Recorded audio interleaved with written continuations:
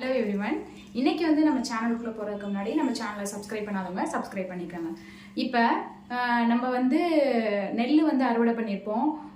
நிறைய பேர் வந்து கிராமத்தில் உள்ள மக்கள்லாம் வந்து நெல் அறுவடை, அந்த விதைகள், சோளம் இதெல்லாம் என்ன பண்ணுவாங்க அப்படின்னா, இப்போ உள்ள காலத்தில் வந்து தேவையான நெல்மணிகளாக இருக்கட்டும், இல்லை கோதுமையாக இருக்கட்டும், இல்லை வந்து சோளமாக இருக்கட்டும், தேவையான இதை மட்டும் வச்சுட்டு மிச்சம் எல்லாத்தையுமே வந்து குடோனுக்கு இல்லைனா வேற ஏதாவது விற்பனைக்கு வந்து அனுப்பி வச்சிருவாங்க.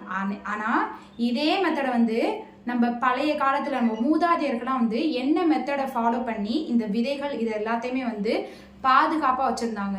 இப்போ மூட்டைப்பூச்சி வந்து அரிக்கும், எலி, இந்த மாதிரி வந்து நிறைய பிரச்சனைகள் வந்து வரும் நம்ம ஏதாவது ஒரு இதை வந்து ஸ்டோர் பண்ணி வச்சா.